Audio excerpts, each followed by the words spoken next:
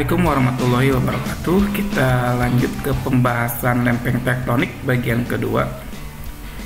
Jadi lempeng tektonik ini teori yang paling mutakhir menjelaskan mengenai perkembangan bumi.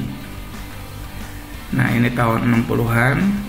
Ini teori ini utamanya didukung yang tadi ya, munculnya daratan di tengah samudra yang tadi dijelaskan sebelumnya dijelasin pada video pertama, bahwa arus konveksi itu yang di bawah bumi itu menyebabkan munculnya permukaan di tengah-tengah samudra ya. Itu disebut mid oceanic ridge atau MORE. Jadi di tengah-tengah samudra itu muncul permukaan daratan gitu ya. Oke. Nah, tahun 60 juga terkumpul bukti-bukti bahwa bumi atau benua itu benar-benar berpindah. Nah, inilah yang menyebabkan berkembangnya teori tektonik atau plate tectonics. Nah, ini salah satu buktinya bahwa morfologi pantai benua Amerika itu hampir sama dengan morfologi batuan dari benua Eropa gitu ya. Ini yang membuktikan bahwa bumi dulunya itu bersatu. Nah, ini juga kalau disatukan juga bisa disatukan ya. Ya, ini antara Amerika nih, mata Amerika dengan Eropa gitu ya, bentuknya seperti ini kalau disatukan gitu ya. Kemudian bukti lainnya itu, nah ini hewan yang ada di daerah benua Amerika bagian selatan itu memiliki kemiripan dengan hewan yang ada di benua Afrika bagian selatan juga ya. Kalau hewannya sama, ini membuktikan bahwa dulunya antara benua Amerika Selatan dan Afrika itu menyatu ya. Ini beberapa yang memperkuat teori lempeng tektonik. Kemudian ini buktinya juga, ini ada irisan gitu antara hewan bagian selatan Amerika dengan Afrika, kemudian antara India dengan Afrika, kemudian Australia dengan Antartika, Amerika dengan Afrika, terus kemudian antara keempat benua ini nih, Afrika, Australia, Antartika, dan Australia ya. Nah, ini hewan apa nih? Komodo ya.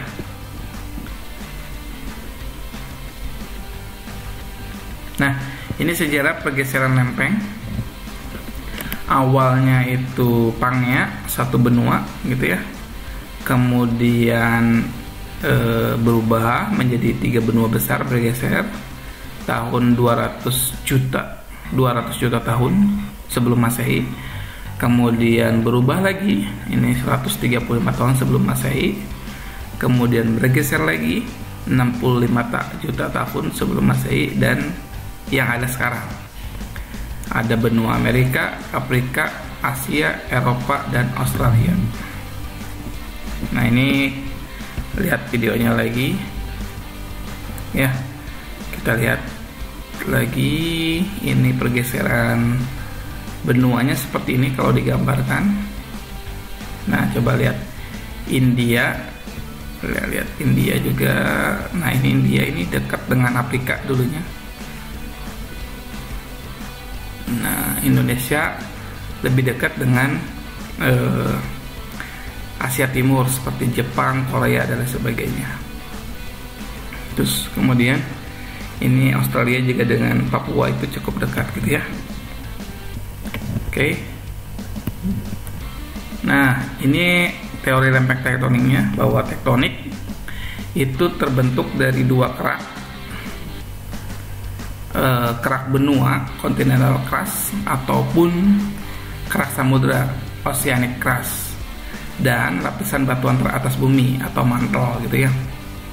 Nah, kerak benua dan kerak samudra kemarin udah dijelaskan bahwa itu dinamakan litosfer. Kemarin juga dijelaskan bahwa ada bumi itu dibagi menjadi 3 secara fisikanya, litosfer, astenosfer, dan mesosfer. Litosfer itu bagian teratas, yaitu kerak benua dan kerak samudra serta mantelnya bagian atas ya. Nah, kepadatan material kerak samudra itu lebih tinggi dibandingkan kerak benua, udah dijelasin ya. Kemudian elemen-elemen zat kerak samudra itu bersifat mafik, terdiri dari kalsium, magnesium, dan ferum, lebih berat dibandingkan elemen-elemen kerak benua, felsik, silikon, aluminium, natrium, dan kalium. Nah, ini di bawah litosfer itu ada batuan cair yang dinamakan astenosfer gitu ya. Ada litosfer, kemarin itu ada astenosfer bagian bawahnya, dan lebih bawah lagi ada bagian mesosfer. Nah, suhu dan tekanan di lapisan astenosfer ini tinggi sekali sehingga membuat batuan-batuan di lapisan ini bergerak seperti cairan gitu ya. Litosfer terpecah ke dalam beberapa lempeng tektonik yang saling bersinggungan dengan satu dengan lainnya. Oke. Cukup untuk video yang kedua ini tentang lempeng tektonik. Nanti akan dijelaskan lagi mengenai pembentukan sabuk gunung berapi dan seterusnya. Terima kasih, kurang lebihnya mohon maaf. Assalamualaikum warahmatullahi wabarakatuh.